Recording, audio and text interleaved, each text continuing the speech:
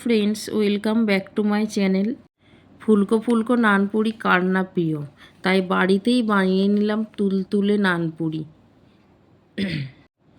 যা যা উপকরণ সব কিছুই আমাদের বাড়িতেই মোটামুটি হাতের কাছে সবাইয়েরই আছে। তো আমি এখানে নিয়ে নিলাম 4 কাপ পরিমাণে ময়দা।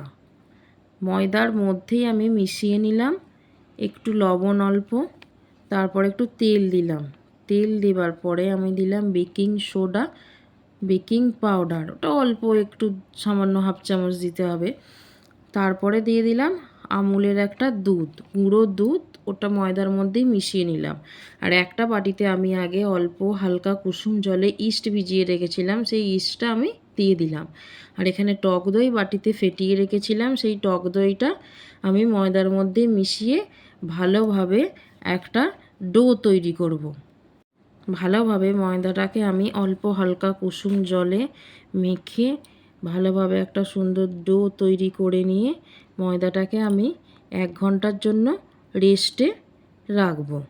ময়দাটায় অল্প তেল মাখিয়ে আমি একটা পাতলা ন্যাকড়া চাপা দিয়ে তার উপর রেখে দিলাম। 1 ঘন্টা পর দেখুন ময়দাটা কতটা ফুলে উঠেছে। তারপর ময়দাটাকে আরেকটু ভালো করে মেখে নিয়ে আমি লেচি করলাম। লেচি করে এবার আমি আস্তে আস্তে হালকা হাতে একটু বেলে নেব।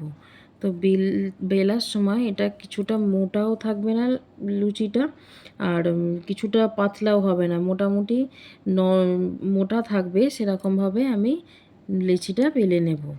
অন্যদিকে আমি কড়াইতে তেল গরম করতে বসিয়ে দিয়েছি। বসিয়ে আস্তে আস্তে 2-4টে মোটামুটি বেলে নিয়ে আমি তারপর কড়াইয়ে তেল যখন দেখলাম যে গরম হয়ে গেছে, তখন আমি আস্তে আস্তে এক একটা করে নানপুরি ছেড়ে দেব।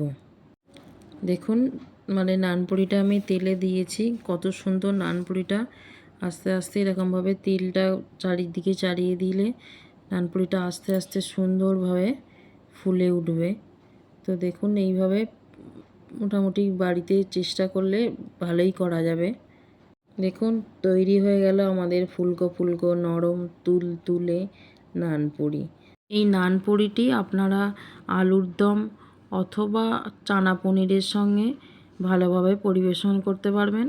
পরিবেশন করে খেয়ে দেখুন কেমন লাগলো, তারপর আমাকে কমেন্টে জানাবেন। ভালো লাগলে চ্যানেলটি অবশ্যই সাবস্ক্রাইব করবেন।